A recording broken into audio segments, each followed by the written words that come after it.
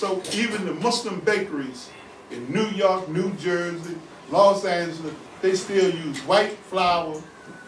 They use white flour, white sugar, processed sugar. They used all that. We didn't use none of that. Now when the thing with Cuba happened, the relationship got real bad with Cuba, and I remember that 100-pound bag of sugar went from $10 to $100. Yeah, just like that. Just like that. In a matter of less than a year. So we had to adjust our prices, of course. People still patronize us. And mostly the kids around here, they were the ones who patronized us, right? Now, as a Muslim, getting back to John Kennard, we wanted a place to have our meetings in Southeast. So myself and Michael Hamid, Imam Michael Hamid, Michael, we worked here. He's a Southeast guy. He's in Alabama now. I said, Mike, I'm going there and I'm serious. I said, Mike, I'm going there and talk to Dr. Kennard, man. He gonna let us up in that camp. So went down there and I asked him, went up to his office and there was blah, blah, blah, blah. I mean, wasn't no kind of resistance. Sure, what you want? I said, we'd like to have our Wednesdays and Friday meetings out here. We don't have a place to have it in, right? He said, you can have it downstairs. He said, how long y'all gonna be here? I said, we'll be here about an hour. Just like that. Just like that. And so we started having our meetings down at the Anacostia Museum. You see what I'm saying? And later on, for some reason or another, we stopped having them there. And Reverend Coates, right on the corner, Reverend Coates, he allowed us up in there. You see? We started having our Nation of Islam meetings up in there. And then after that, we had what we call 4B next door. By that time, we brought Ernie out and brought that section over there. And we had our meetings over there. And many of the members of this community right today, of this, you know, here in Washington, D.C., came through the museum, Reverend Coates, and over here. And with our little bit of knowledge and our incorrect understanding, we argued down PhDs and everything else that made them say Allahu Akbar right here in this store right here. And we gave out so much dawah in here, you know, that it don't make no sense. And I'm gonna wrap it up with this, because I could talk all day. But I'm gonna wrap it up with about a story about Muhammad Ali and Joe Louis. Okay? Right here in this block right here, right? My cousin was informing me that, I remember the Galloway liquor store. Remember the Galloway liquor store used to be on the corner where the dentist place is? Yeah. Okay, before they had a liquor store, they had a market. They sold fresh fruit, fresh vegetables at the market. And they were attractive women. It was, you know, I've seen them, you know, in the liquor store and out here. And Joe Louis liked one of them, right? Evidently. And they knew that he was in the neighborhood when he saw the pink Cadillac. And they said the pink Cadillac was out here all the time, right there on the corner. And he interacted. People saw it and met Joe Louis right on that corner, right there. Okay.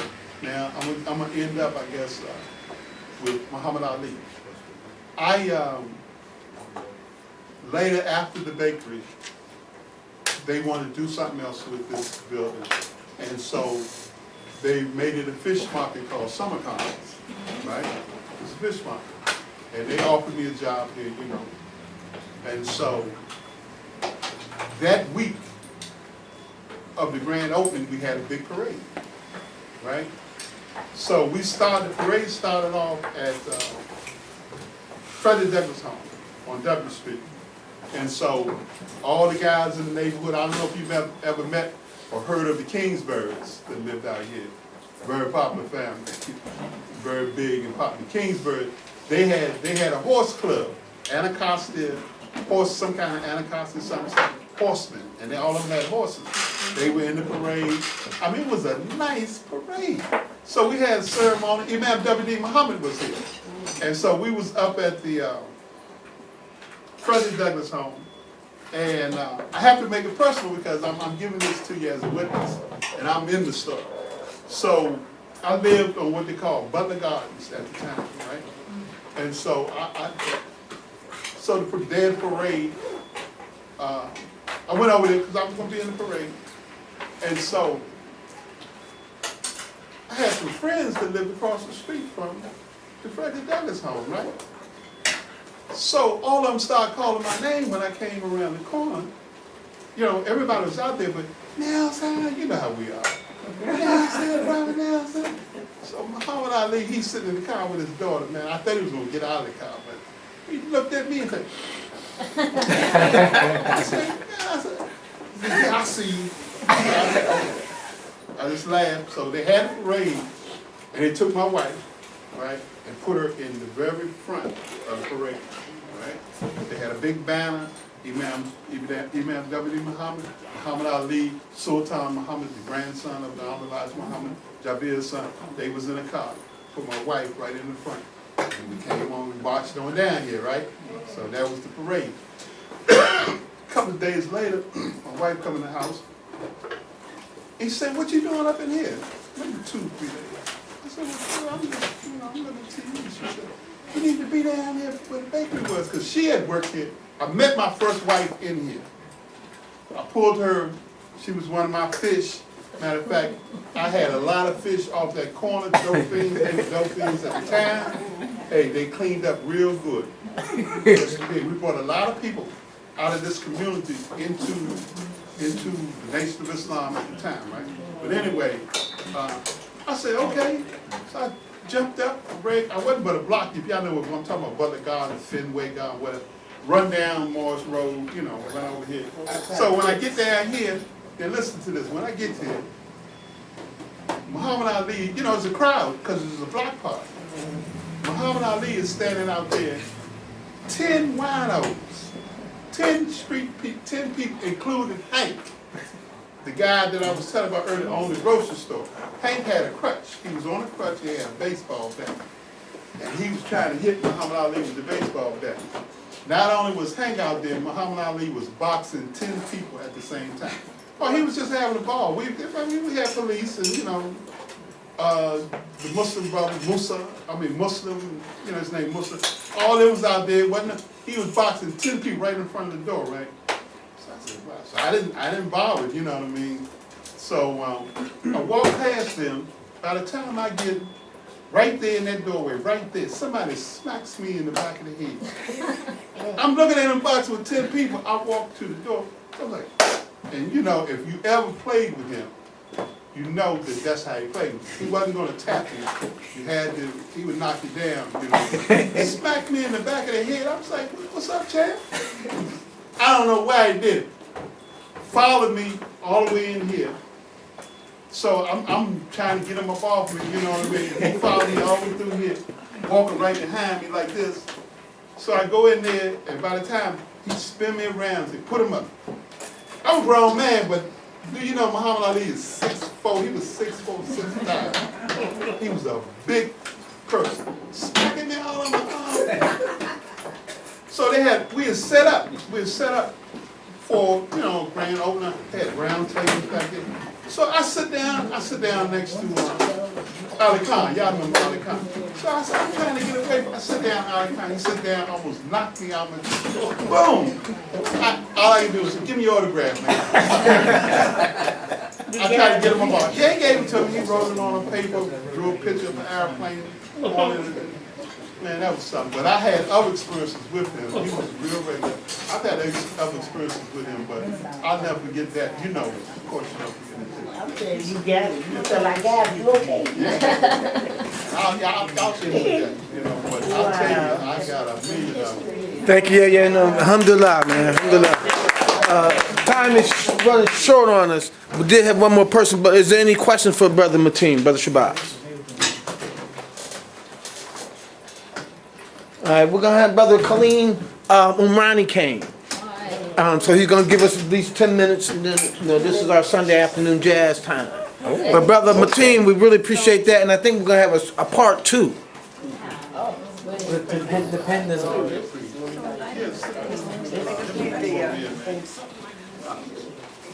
So late. Living son. Thank you very much, everybody. Thanks for inviting me. I'm not going, well, that's a hard act to follow. I'm in tears. I'm just loving it. I represented Barry Farm for quite a few years through the resident council.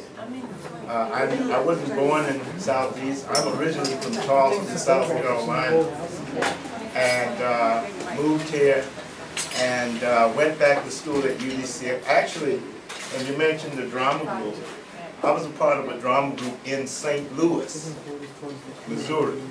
And we had those type of drama groups all over the country.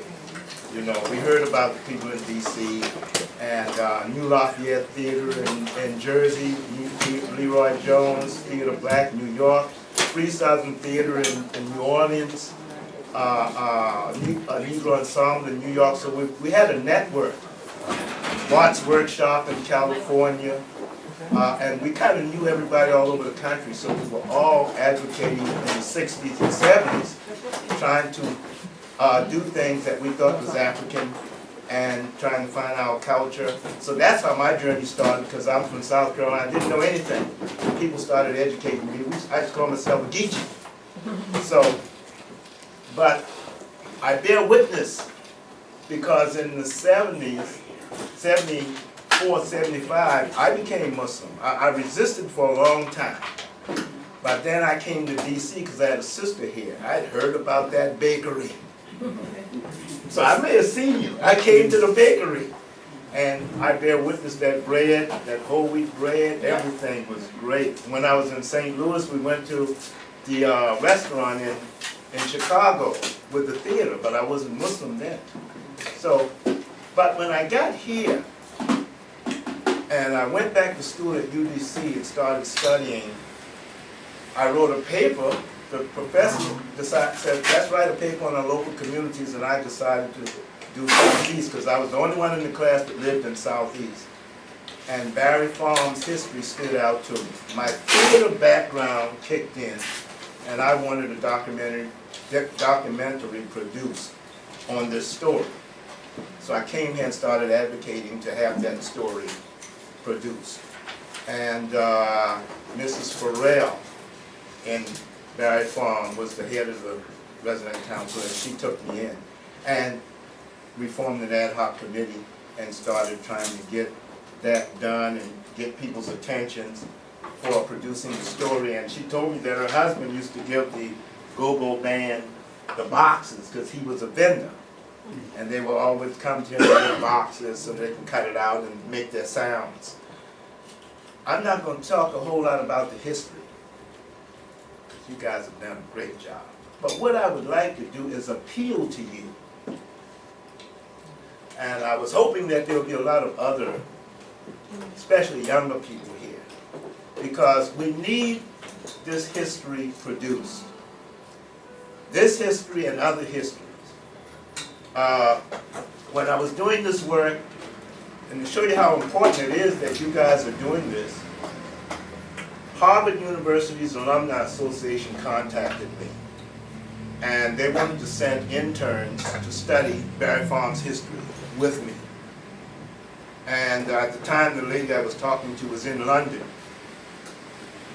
And of course, they asked me, was there enough material for people to get a PhD out of this? And we agreed there was. There's enough material here for your kids and other kids to come in and study this material and go to school and get those master's degrees and those PhDs. Not long after talking to them and linking up with them the stories that we were talking about, we talked about all kinds of stories connecting to Barry Farm from all over the country. And they used to ask me, well, why are you representing Barry Farm? And I used to say, because I'm a concerned citizen. Barry Farm's history is not only important to the people here, Barry Farm's history is important to us all over the country. Why? Why is that? Because, like the brother said, Frederick Douglass's wife may have lived back here, but his sons lived in this community. They were here before Frederick Douglass moved into Southeast. They were the first to help organize the black community here in Southeast under General Howard. And these are things that we have to look at. We have to become critical thinkers. And we have to understand how this history relates to us today. Barry Farm was one community under General Howard who was appointed by President Lincoln. And if you look at that history, you'll see that Howard had communities under his authority all over the South and Maryland and Virginia, all the way down. All the wherever you have an historic black college, you may have a community that was under General Howard. So you need to see how Barry Farm is connected to all over the country. And that's very important. There's a PhD right there. I don't mind giving this out. I want to be truthful. And I don't, because